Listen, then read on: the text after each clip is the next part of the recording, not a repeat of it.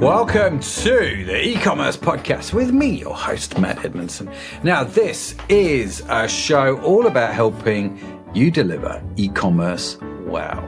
And to help us do just that, I am chatting with my very special guest today, Josh Piepmeier from Meriwether, about SEO. All things SEO. We're going to get into that. Always love these conversations. Genuinely love them because it's such an important topic. So make sure you grab your pens and make sure you grab your notebooks because you are going to want to take notes from today. And of course, if you're subscribed to the newsletter, we'll send you the notes, we'll send you the transcript, all of that sort of stuff will come straight to your inbox automatically. Awesome. And if you're not subscribed to the newsletter and you think, Matt, how do I get such wondrous things? Then you just go to ecommercepodcast.net and sign up and it will start coming to your inbox without any drama whatsoever. And of course, the cheat code to all of this, because it is a podcast and the podcast players are pretty good, is you just look at the show notes on the podcast player of your choice, which doesn't help my email list, but it's an awful lot easier for you. Not going to lie. So you can do any of those. Any of them works. If this is your first time with us on the e-commerce podcast, very, very warm welcome to you. Why not connect with me on social media, whether on Instagram or LinkedIn, and just let me know a bit about yourself. Love to hear from you. Love to get all the comments from people all over the world, letting me know what's going on, which is great. So make sure you find me on LinkedIn. Just go search Matt Edmundson. You'll find me there. Same on Instagram. Easy as. Now, let's talk about Josh, who is the founder and CEO of Meriwether, an e-commerce SEO agency that prioritizes revenue over mere traffic. Now, with a background in direct response copywriting, he brings a unique approach to SEO, delivering multiple seven-figure campaigns in competitive markets. When rankings and revenue are a must, Josh is the expert to call. So we called him. We got him on the show. Josh, warm welcome to you, bud. How you doing? Yeah, I'm doing well. Thanks, Matt. Appreciate it. Great intro. As always, legendary for the show. So really appreciate it. It's funny how this is.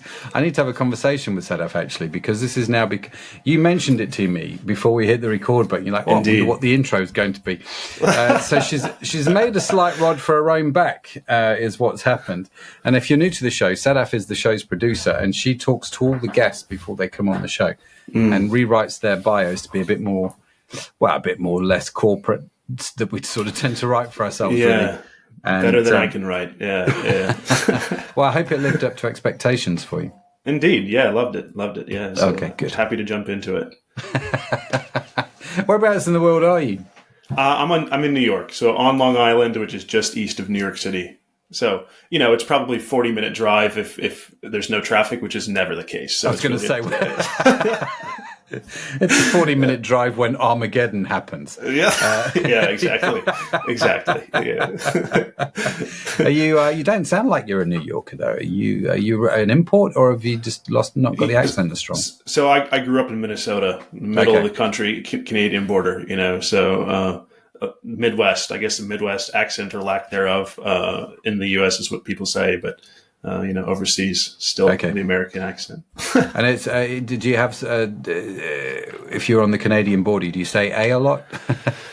No, in fact, we don't actually. There's some of the don't and like stuff that comes through a little bit, but like the A doesn't quite. So it's like our own spin on it, I guess. Yeah, no doubt. So I mean, Minnesota Canadian border, I imagine is, and not having been there myself, but having been to New York, quite different places, Josh. Not going to lie. How did you end up from one to the other? Well, so I was actually more in southern Minnesota. A lot of cornfields, just kind of cornfields everywhere. And I kind of wanted to get out of there. I was like, look, I need a little bit of I wanted to experience city life, I guess. So I came to school in Washington, D.C., met my wife who grew up here on Long Island. So moved up here. Fantastic. So your wife's local. Yeah, exactly. Fantastic. And so you've got a company that specializes in SEO. How did you get involved in that? Was that a happy accident or was that very intentional? Yeah, it was a little bit of a happy accident. I wanted to be more of a direct response copywriter when I sort of got into marketing. I actually have a mechanical engineering degree, so I've been all over the place. And at one point, I I needed to get a job, a 9 to 5, so that I could actually move up here to Long Island to be with my wife, and sort of happened into SEO content marketing side of things, and I've really enjoyed it. So it was a happy accident, but I think it really works for me. I have the mechanical engineering degree, but I also have that I'm minor in philosophy. So I've always had left brain, right brain, and it works really, really well for SEO. So that sounds almost ideal, doesn't it? Because I can see it when you said mechanical engineering. I thought, oh yeah, actually that makes a lot of sense for SEO work. I'm not sure it makes too much sense for direct copywriting, not going to lie. But I mean, there's a science to that as well, isn't there? But having the philosophy background and the ability to think like that, I think is going to help you a lot, isn't it? Because for years, there's a couple of trends I've seen, Josh. I don't know whether you've seen them, whether it's just me. There are these trends where everybody would keyword stuff content to get their rankings, and it just read awful. Yeah. And now you go online, it reads better, but man, can you tell the AI copy? Yes. And you just like, oh, please, can someone please edit this before they put it live? And so I feel like that's the problem now. So let's start there. Rant over. I'll get off my soapbox. Should we use AI to write all our SEO copy? Go. Yeah. So it's funny. Like, yes and no. So we actually have worked with some clients that were using AI to write their copy, and then sort of got hit by some algorithm updates. When I say hit, they were smacked by these algorithm updates. So like they can just absolutely get crushed. And so we came in and we said, okay, we're just going to stick with our human writers. We've done some tests with AI, but never have quite been happy with the output yet. And so we're still exploring it, right? It's still, AI is still evolving. Our use of it still is evolving. But if you think about sort of the progression of things, it's like if we use AI to create content, well, what is AI feeding into their machines to then create content? It's the content that we're creating and putting on the web, right? So it's like if we all just use AI, it's going to turn into this vicious circle where the snake is eating its own tail, where we're creating content with AI that's then fed into AI, which we then use to create more content, and then nothing is new. So I would say that in some cases, it can be helpful, especially when writing some very sort of basic content that, hey, sometimes Google likes you to have definitions of things on your sites, or just like very basic content to establish that you know what you're generally talking about. It's like use AI for some of that. But anything that's important to your site or important to your product or questions that you get regularly from customers, a lot of that should be mostly humans, maybe with a little bit of AI to help speed up the process if you know how to do it right.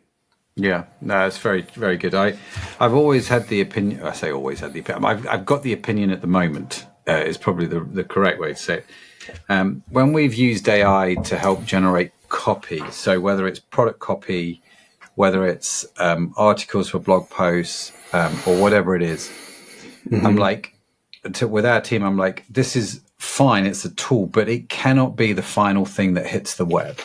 No. There has to be somebody in the middle reading through that. And I'm old school a little bit. I tend to read things out loud. Okay, love that. And if I can read it out loud and it makes sense, and okay. And that's where I tend to find the mistakes. And it's like, I need to read it out loud. I need it to be in our voice. We need to edit this rather than just rely on it, because I think we've come unstuck a little bit with that. Well, and just what you were talking about at the end, like it has to be in our voice, right? And so like theoretically, and so we haven't actually done this yet, but we've done it a little bit. Theoretically, if you can feed a bunch of things that you consider your voice into the model, it should be able to spit out things that are better. And so we've tested this a little bit where we iterate and we say, hey, write more like these people, write more like this, write more like all of these successful pieces that we've had. And it will get better. And I think it will continue to get better over time. But again, do you have a good starting point? I don't know that a lot of brands that I talk to are even intentional enough about their brand style guide, their messaging, things like that, to really even feed a cohesive, really distinct voice into the AI model to begin with, right? So what is your starting point too? That helps. That's a really interesting point you mentioned there about the brand style guide.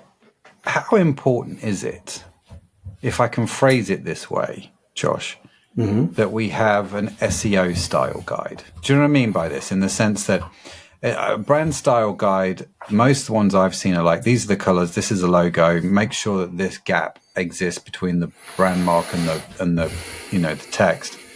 Use this font, use this as a heading.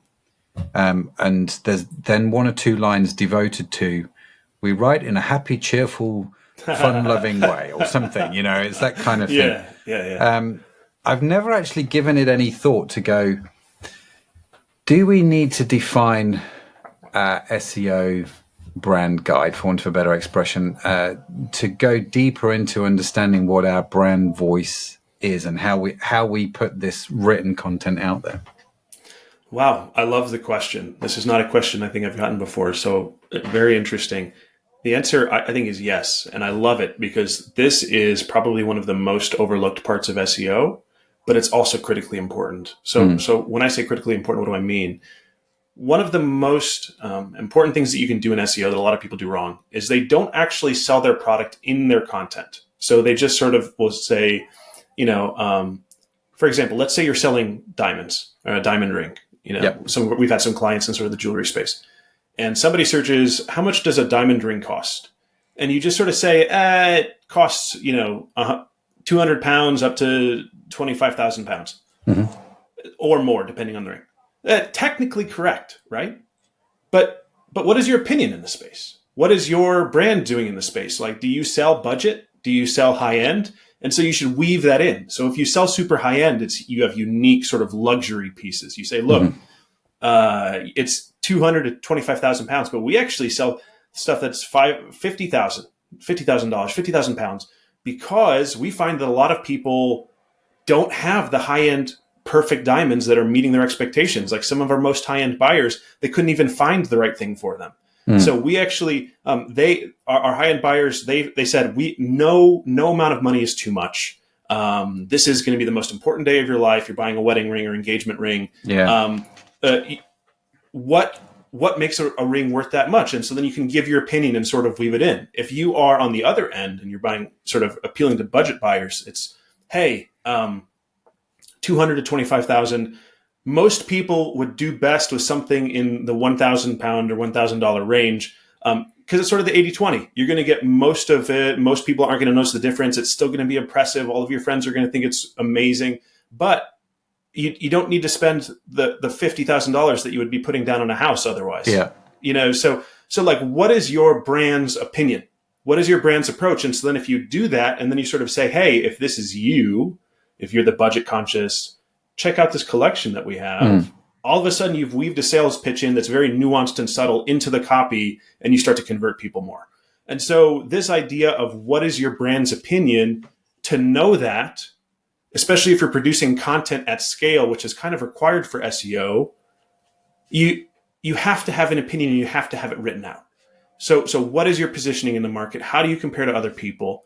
When you're doing SEO, you have to realize that you're sort of talking to people who are doing research. So the brand persona is maybe a little bit more research heavy than your standard persona.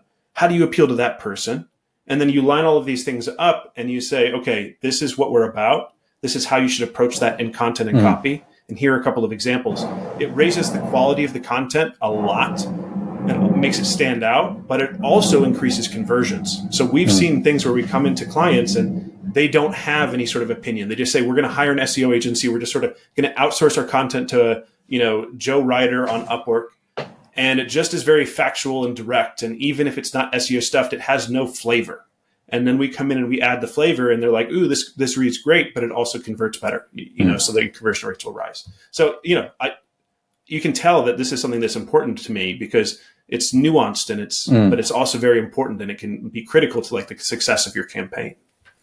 That's super interesting because I again, going back to our conversation about AI spits out generic copy, doesn't it? In the sense that you could go to ChatGPT or Claude or whatever your one of choices at the moment and say, right, write me a blog post on how much diamonds cost, and it's going to give you this very generic. Between this and this, you're going to get this for your money. Between that and that, you're going to get this, and so on and so forth. Super generic. And I remember years ago, I don't know how many years ago it was, but I remember reading a book. I think it was called "They Ask You Answer." Yep, great book. Do you know the one that I mean? And he talks about 5 key questions that people have, one of which is about price. And he was talking in there about how they did SEO for their swimming pool company, and they got, millions of dollars worth of orders because he wrote a blog post, how much does a swimming pool cost? And it was very much a case of, well, if you spend this, you'll get this. If you spend that, you'll get that. And it all became very...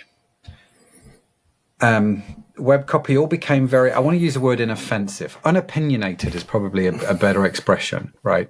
And so what you're saying is, actually, guys, you've got permission to add a bit of your opinion, a bit of your voice, a bit of your positioning. Dare I say a little bit of controversy, because you're adding an opinion into the whole thing. And that, I have to be honest with you, Josh, is very refreshing, because I've heard all the other stuff 1,000 times, but what you're saying here is quite wonderful. I'm happy to hear it, man. And so I think that with AI, this is just going to become more prevalent. We're just going to keep getting more cookie cutter, more of the same. Yeah. And you can actually see in the most recent algorithm updates that Google has started introducing more diversity into the SERP. And SERP is search engine results page. It's just sort of, if you type something into Google, there's a list of things that come up. That's the SERP. Okay. Used to be, even 6 months ago or a year ago, that if you typed in, what is the best diamond ring, you would just get 10 list posts, and they all best diamond ring of 2024, et cetera, et cetera. And now things are switching up because Google is really sort of doubling down on this information gain side of things, right? Like, are you actually adding something new? Now, just adding your opinion isn't always a foolproof way of adding information gain. And we can talk about that if we want to, but it does get very technical. But this concept of, we're moving in that direction where you have to have an opinion. You have to have something different, something new that no one else has talked about. Otherwise, by the way, you're just not going to rank. You're just not going to rank anymore. Even when you get up there, we're starting to see a lot more tests where Google will say, cool, we're going to rank you for a little bit. And then you see the rankings drop, right after a sort of a temporary, okay, we're going to put you in position 2 or 3 for a few days. And then you see it drop right after that. And then it sort of settles at a certain point, and it can slowly start to climb. And so what's happening is that Google is testing you. So they say, cool, we're going to see if people actually engage with your page. And then if they don't, we're just going to sort of tank your rankings and you're going nowhere. Yeah. But if people engage with your page, we'll keep you at a sort of a moderate ranking and allow you to prove yourself over time. And so if you just have the same thing as everybody else, why is anybody going to engage with your page? Why would they stick around and read it? Right. So we've seen, like very distinct results where it's, hey, if we have something that's interesting, engaging, and different, that initial spike goes down less. And you start to see, hey, you rank better to begin with, and you have a steadier progress over time. So it balances out. The point that I'm trying to make is that it's not just about, hey, it's in my opinion on how to write well. It's backed by better rankings, better conversion rates, right? It all makes sense for the business, but you do have to put in that work up front to decide, what is our brand about? What do we want to talk about? And what is our opinion? Yeah, I've seen people do this on product pages. There used to be a website years ago called I Want One of Those, or something like that. I don't even know if it still exists, if I'm honest with you, Josh, but it was a British site. And I came across this site once, and I remember going down the site looking at the products. And the thing that stood out to me was the way they wrote product copy for that. It wasn't generic. It wasn't bland. It wasn't like they'd copied and pasted it from the manufacturer. It's like somebody sat down there and went, right, the person using this is going to be a bloke, a fella in his mid-20s. And what appeals to a bloke and a fella in his mid-20s about this product? Let's write about that. And they did it in this sort of fun, interesting way where I actually found myself just enjoying reading the product copy. And I thought whoever did it was genius. And to the point where we had this phrase, right? We had a beauty company, which I sold, called Jersey. And we had the phrase, let's Jerseyfy it. In other words, we took the product copy from the manufacturers and we're like, let's Jerseyfy it. Let's write that in our voice. Let's, inject our fun and our, slight irreverence into the whole thing. And our conversion rates were always good because of the product copy. So I guess my brain had never made the link between doing that on your product page and doing it on your blog post. It sort of it feels like, I suppose, for a lot of people, they'll be a bit creative on the product copy page, but not so much on the blog post. It's like, I've just got to churn these out because, like you said earlier, right, you've got to get content out there on scale. Mm-hmm. And so there was less thought in that. But what I'm hearing you say, Josh, if I'm right, is actually if you bring that same thought into your blog posts are going to start doing a lot better and you're going to start to win a lot more. Yeah, absolutely. And it's the balance that it's always been with SEO of, do you do that, but you also bring in the SEO element, the optimized for the engine, optimized for the Google bot. It's literally called a bot. Google calls it a bot. It's crawling your site. Like it's a robot and the human, right? You got to marry them. So, but absolutely, I think that adding that opinion is going to be even more important as we move forward. Love it. So let's start with some basics then. Other than, we've talked about how to literally write the copy. Where do I go to find the right keywords? Because let's say I'm selling diamonds and I start my diamond selling business. If I write a blog post, how much does a diamond cost on a brand new site? The chances of me ranking for that, well, let's just say they're not large, right? Right. So how do I find terms? Where's the best place to go these days to understand what the best terms are to rank for my business? Yeah, that's a great question. So I'm actually going to shift focus a little bit to collections pages, okay, instead of blog posts. Because if you're starting out with SEO, let's say you're doing, $1 million a year or something, and you say, hey, this Facebook this meta ad costs are rising. These influencers aren't performing. Let's try and do some SEO, right? The first thing you should do is focus on your collections pages. And what do I mean by that? I mean, create more of them for more specific terms. So let's say you're selling leather bags, totes. I had a client like this at about this size, actually. What most people do is they just create one collection with all of their leather totes and they call it a day. But when people search online, they don't just search for leather tote. They search for brown leather tote and black leather tote and best work bag, which is a completely different word, right? They say a work bag or how do people actually use your thing? Diaper bag. I talked to this guy. He said a lot of our customers actually use it as sort of a high class diaper bag so they can bring it with them and not feel like they're carrying a backpack all the time. And so it's like leather diaper bag is really what it is. Do you have any collections, shopping experiences on your site focused towards the people that are searching for these other terms that describe your same products? And if you do not, the first thing you should do is start to create those. Okay. And so then, how do you find the keywords? Well, so you're going to take the inspiration probably from your customers and say, okay, what are the things that people use our stuff for? Read some of your reviews. If you haven't read all of your reviews, read a bunch of them and say, how are the people actually using it? And then you can take it to a keyword research tool or into Search Console, and you can start to look for ideas. The keyword research tool of choice for me right now is still Ahrefs, ahrefs.com. Okay. It is a paid tool. I think the lowest plan is like $80 a month. I'm not sure. I use one of the higher paid plans, but there's a free trial or 7-day trial or something. And so you can get a lot of work done in 7 days if you sit down and you say, I'm going to do some keyword research. And you literally just start typing into what they have, a keyword explorer. You just type in there sort of the top level terms that people are using. Diaper bag, leather tote, black leather tote, and just see what all the suggestions and variations are. And then you can sort of just pick out, yeah, that one's right. That one makes sense. That one doesn't. And you just add them to a list. And then all of a sudden you have a list of 150 keywords that you can target, right? This is a very quick process. I do this if you reach out to me, we have a call. Before we have a second call, I will literally do this process with you. Sometimes even on the call, we'll get it and we'll say, okay, what are some of the keywords? And I'll do it in an hour. Now, I've been doing this for a long time. I've looked at millions of keywords probably. So you've got an inside track. Yeah. Yeah. But, I think the average person could do it in a couple of hours, you know what I mean? And get a very good list of ideas of keywords. But it all comes from, again, your customer, right? Like, what are they actually using it for? What are the variations that people are looking for? Things like that. That's really good. So your SEO tool of choice is Ahrefs.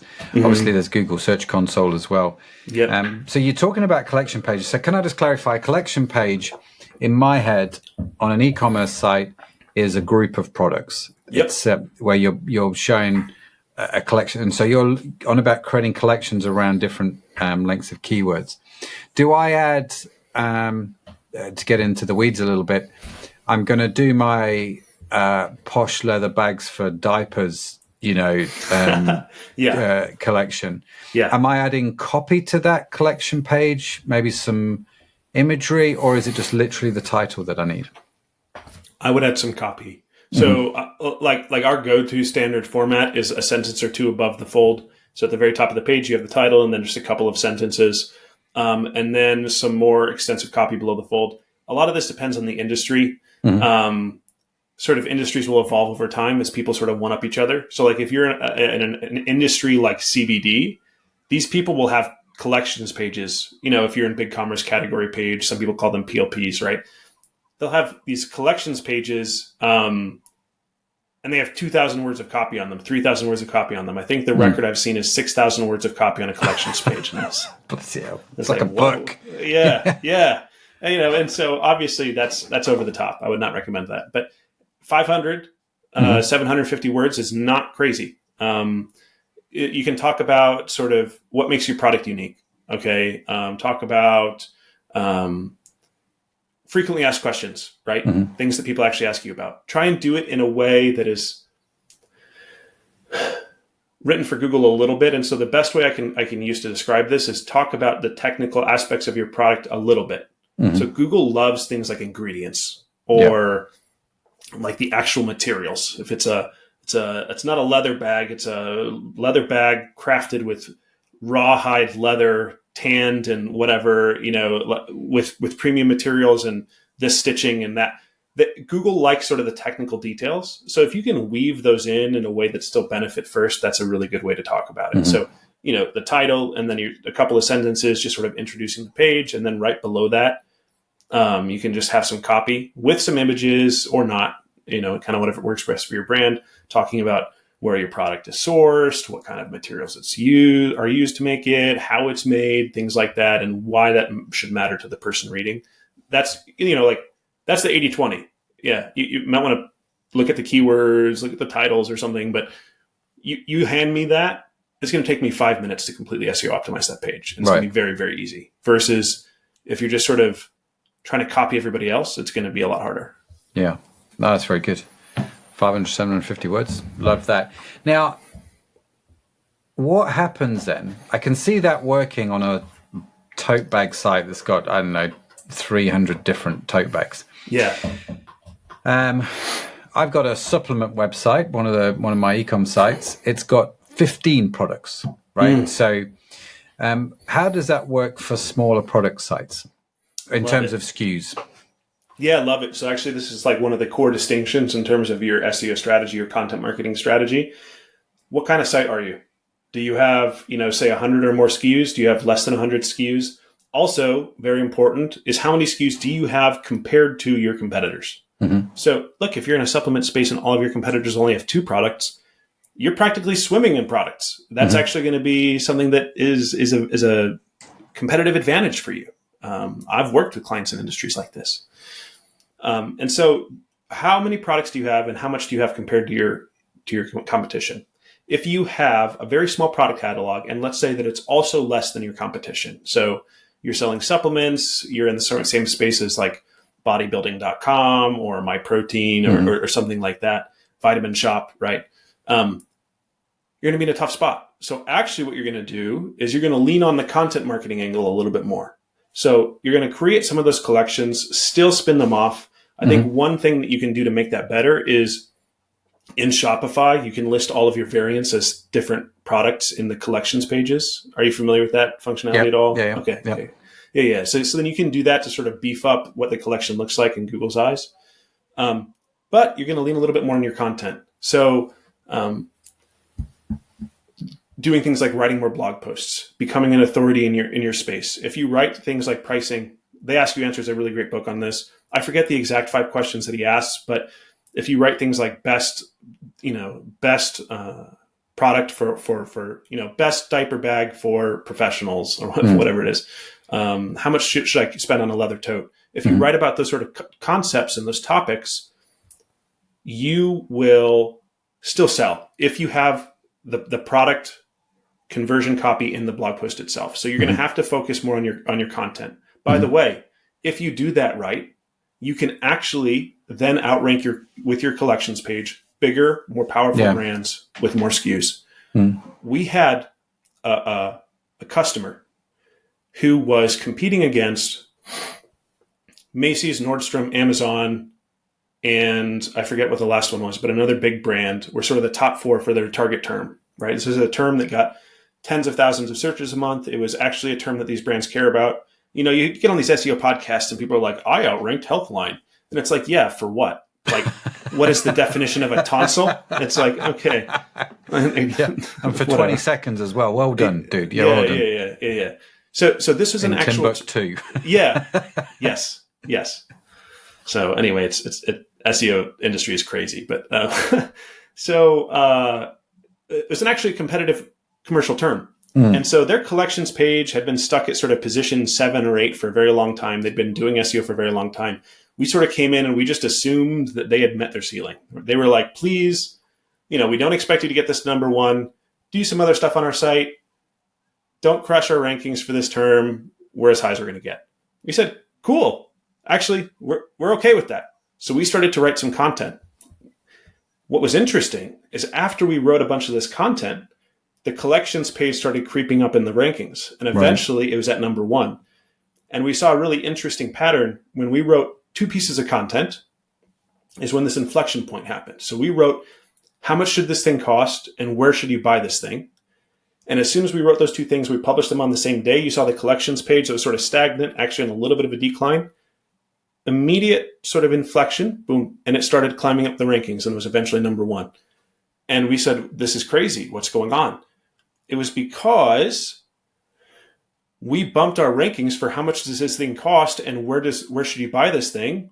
And those are all questions that are highly related to the purchase journey, right? So if you're like trying to buy a necklace or a piece of jewelry or a supplement, it's like, how much should I expect to spend on this thing? How much protein should I have in my protein powder? What is whey isolate versus whey concentrate? How does that break down? What are the things that people are actually asking right before they buy?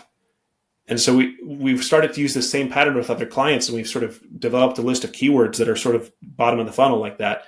But if you write those very bottom of the funnel posts, your collections pages will actually rank higher and outrank bigger, more powerful sites with bigger categories. That's really interesting. Yeah. And so if you're a smaller brand with a smaller catalog, you have to do this more. You have to focus on the content more. Doesn't mean you don't do collections pages or you don't look for opportunities. You still have to have those optimized to an extent. But it's this idea of creating a content ecosystem around those collections pages, around those product pages that can give you an edge over some of these bigger brands, right? And that's the stuff that gets me excited because I love the David versus Goliath stories. You and me both, dude. You and me both. It's interesting because what I'm hearing you talk about, I would say the default for a lot of people is to take those questions and put them on an FAQ down at the bottom of the product page. And what you're talking about is actually pulling those out and writing blog posts, writing more detail, more content around them. Is that right? Exactly. Like what are the nuances? So like where to buy something. Sometimes it doesn't make sense to write that, right? It's like, where do you buy, paper clips? It's like, who cares, but where do you buy a diamond? Where do you buy a pearl? Where do you buy a red light therapy panel, right?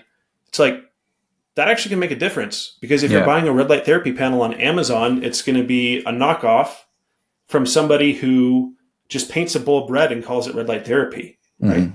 Whereas there's actually some very advanced sort of LED technology that goes into that. So if you write in there, you can say, hey, you can buy it at your local health food store, but you're going to pay an arm and a leg because they have to mark it up. You can buy it on Amazon, but you got to be careful because all of these third-party sellers, or you can buy it from an independent shop like us. Hooray, sales pitch, right? But and you're going to get the best product, right? Yeah. Stuff like that, sometimes it makes sense. Yeah, that's brilliant.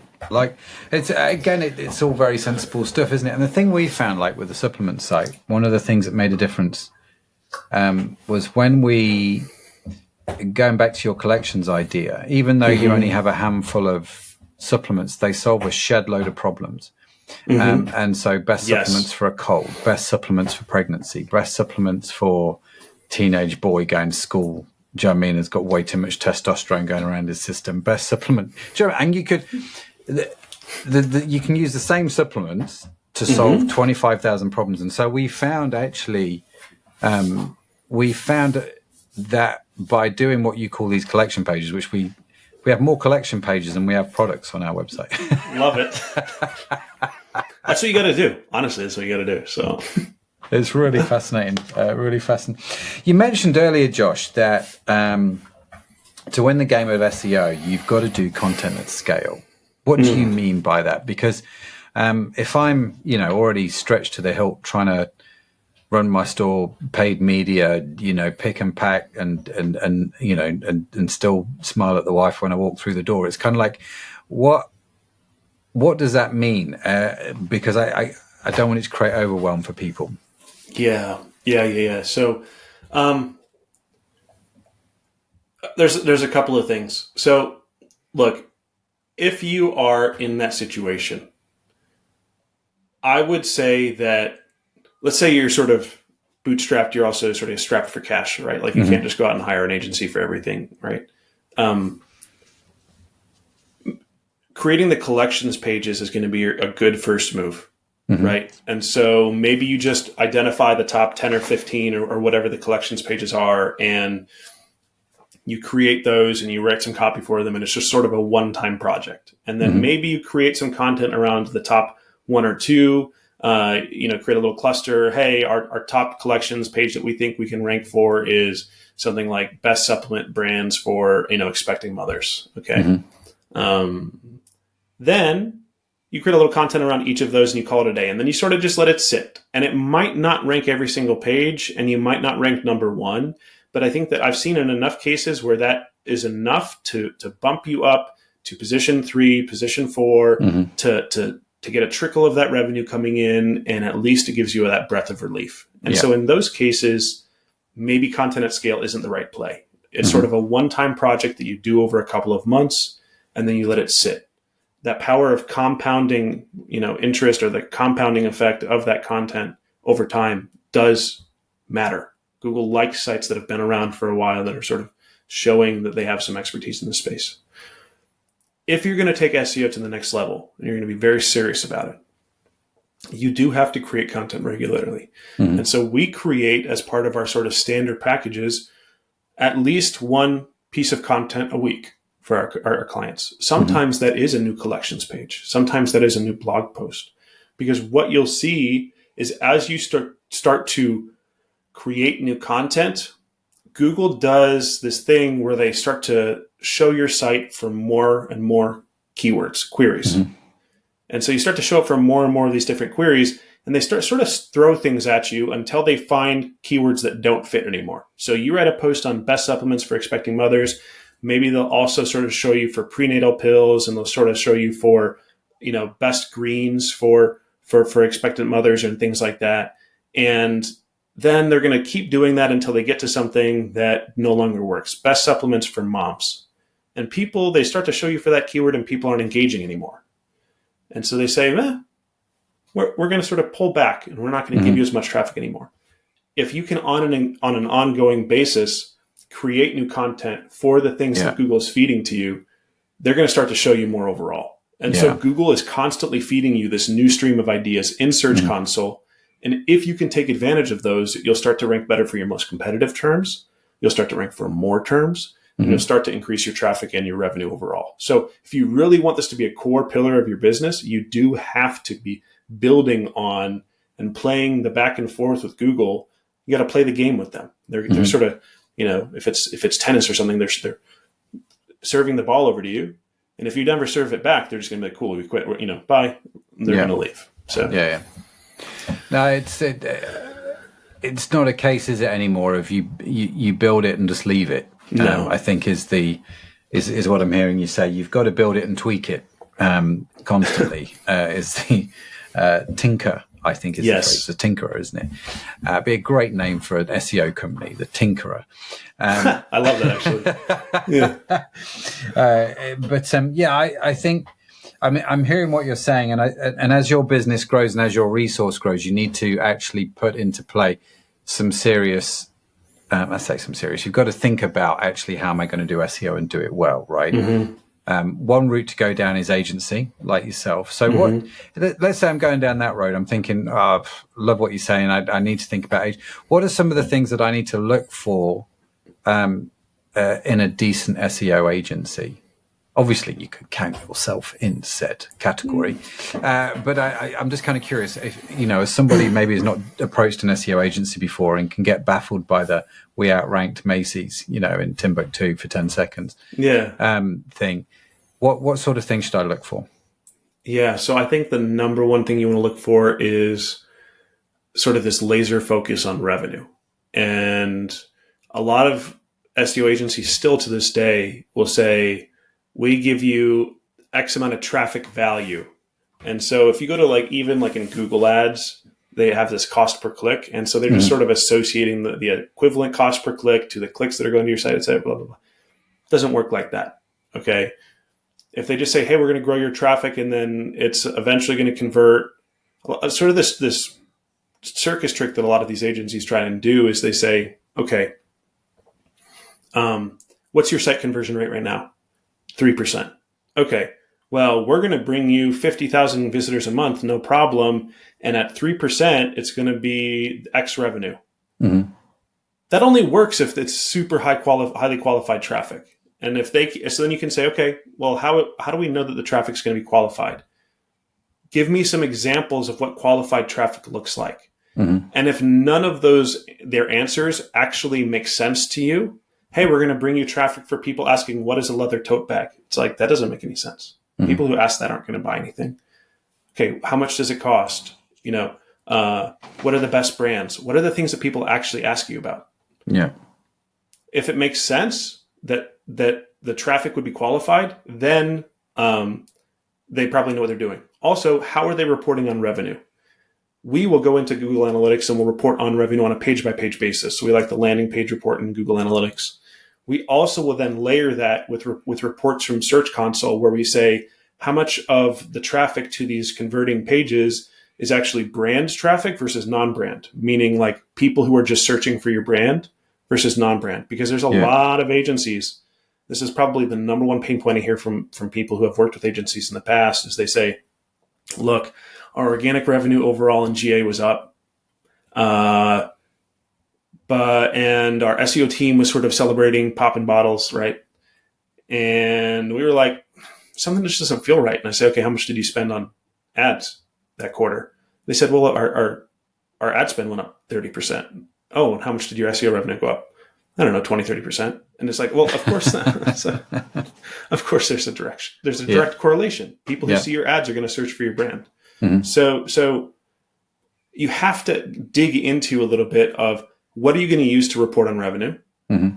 Are you going to split this out on brand versus non-brand traffic? And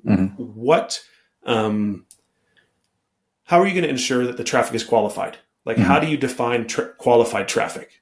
And you have to get a little bit nerdy about those things. Otherwise, it's going to be really easy for people to sort of wave smoke and mirrors. So I don't think that the exact methodology of we use this backlinks or this content or this blah, blah, blah, is the most important thing. There's a lot of strategies that work. I think the most important area is what are the incentives? What are the KPIs? What are you actually measuring your performance on? And if you can align on some performance incentives or the KPIs that actually make sense for your business that are actually going to drive new revenue, then you're probably in a pretty good spot. Well, I can't begin to tell you, Josh, how refreshing it is to hear you say that, because I remember 6 months ago, maybe we were talking to a marketing agency in a company that I'm involved with. And they were like, well, we're going to increase revenue by 900 grand a year through, no, it was 450 grand a year through SEO. So they wanted to increase revenue overall by 1.8 million. 450 grand was going to come from SEO. Okay. And I thought, okay, this is slightly ambitious, but let's not throw the baby out with the bathwater. And I sat down and I said, explain to me how you're going to do that. and they're like, well, this is our strategy. And my next question was, explain to me how you're going to measure that. I want to know how you're going to tell me that you've got 450 grand extra, like, because anyone can write a figure down on a piece of paper, but how are you measuring that? And they're like, well, it's quite difficult to explain, really. And I thought, well, okay, now I'm out. I'm out, because it's all of a sudden everything's shrouded in mystery, isn't it? And it's like, yeah, whatever. It's really complicated to measure things from mystery. No, I get that. I get that measuring something organically, there's going to be a level of complication here. There's a level of complication with any kind of attribution. We had a great conversation about this recently with the chap from Google. And, he was talking about a lady who bought a pair of shoes and how just buying one single pair of shoes, he said, and this is Google monitoring this. He said she had 263 different interactions with the company. It's like, at which point do you attribute the sale? Because it's like she sees the ads, she sees the Google ads, Facebook ads, she reads a blog post, she's on the website 3 or 4 times, she's got the email. What actually sells? We don't know. So I get attribution's difficult, but when you can't answer the question other than, it's a bit of voodoo science, I'm kind of like, I'm out. So I'm with you. I think you've got to push back, I think, on a lot of these things. And I know that they're complicated. I know it's not easy, but you have to at least understand the methodology, and it has to make sense to you what they're doing. Not that I'm trying to steal their IP. I don't want to do the work. I just wanted to understand, how they were going to reason it every month. Josh, listen, I'm aware of time, right? And we could keep going and going and going. So let me ask you the question that I've started asking all, I guess, and that's your question for me. What's your question for Matt? This is where I ask you for a question. If you're new to the show, dear listener, this is where I don't actually answer the question now. I answer it on social media. My slight ploy and trickery to get you to come and connect with me on social media. But yes, what's the question? Yeah. So my question for you is, if you had to start another brand right now in 2024 going into 2025, what kind of brand would you start and why? Ooh, that's a really great question. So if you want to know my answer to that, and I have a very definite one, let me tell you, come find me on social media and I'll be answering that. Just find me on the gram at Matt Edmundson, or on LinkedIn, Matt Edmundson. You'll see me on either of those two. Josh, listen, enough about me and questions for me. If people want to connect with you, if they want to find out more about what you do, maybe understand what it would take for you to get involved with their business, what's the best way for them to do that? Yeah, so I'm finding, I will often give a bunch of different links, but people love LinkedIn. They like chatting on LinkedIn. So if you look me on LinkedIn, Josh Piepmeier, my last name's a little bit of a nightmare to spell. There's like 3,000 I's and A's. So it's a nightmare to say as well. I'm not going to lie. Yeah. So if we can put that in the show notes or something, that'd be great. Yeah. Just look me up on LinkedIn. If you looked up on LinkedIn, Meriwether SEO, Meriwether is also a nightmare to spell. So I don't know what I was thinking there. What is it about you and unusual spelling? Yeah, I guess it's in my blood. I can't help it. But if you look up Meriwether SEO, I'll show up in any of that. What I would encourage people to look at actually though is trafficlighttracking.com. So I have a landing page set up there. We have a whole methodology for how we measure revenue from SEO, especially non-brand revenue. And so we have a whole report. You'll get the report. It gives you step-by-step directions on how to set it up. You do have to use a couple of tools. It gets a little bit nerdy, but anybody with a little bit of time, an hour, if you stick an hour into it, you can figure out how much real brand new revenue your SEO campaign is giving you. So trafficlighttracking.com, enter your email there. You'll get a bunch of resources. It'll send it to you. And I actually don't really send out a whole bunch of emails to my list right now. So you'll just get the one email. So it's the one time that's ever going to happen. So trafficlighttracking.com. And of course on LinkedIn and all that sort of stuff as well, which we will of course link to in the show notes, which, as I mentioned, will be in your inbox if you subscribe to the newsletter. If you go to the website ecommercepodcast.net, they'll also be on there. And of course, just scroll down on the app you're listening to, because they're in the notes there as well. But Josh, genuinely loved the conversation, man. Learned a lot, and really, really appreciate you coming on. And I'm going to be going and talking to Jen, who heads up our marketing, about and Michelle, who do the SEO stuff. And go, right, what opinions can we now add? And I want some more collection pages. So yeah, no, it's been great. I've definitely got some takeaways, and I'm sure all our listeners have as well. So thanks, man. Genuinely appreciate it. Love talking to you, and great to meet you. Yeah, thanks so much for having me on the show. It was a pleasure. Fantastic. What a great conversation. Huge round of applause to... In fact, let me do this. Where's it? Oh, no, that's not working. Why is that not working? That failed. Anyway, huge round of applause to Josh for joining me. I've got this thing. Oh, I know why it failed. Here, let's try again. There we go. Wow. Yeah, skills. It's Matt not being able to use his sound desk. That's what that is, ladies and gentlemen. Anyway, be sure to follow the Ecommerce Podcast wherever you get your podcasts from, because we've got yet more great conversations lined up, and I don't want you to miss any of them, and I will endeavour to learn how to use the sound desk between now and the next podcast. And in case no one's told you yet today, let me be the first. You are awesome. Yes, you are. Created awesome. It's just a burden you have to bear. Josh has got to bear it. I've got to bear it. You've got to bear it as well. Now, the Ecommerce Podcast is produced by PodJunction. You can find our entire archive of episodes on your favorite podcast app. The amazing team that makes this show possible includes the wonderful Sadaf Bainon, who we talked about earlier, and all kinds of amazing people, including Josh, another Josh Edmundson, who wrote the theme music.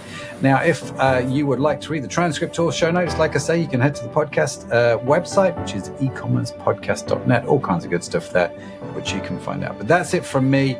That's it from Josh. Thank you so much for joining us. Have a fantastic week wherever you are in the world. I will see you next time. Bye for now.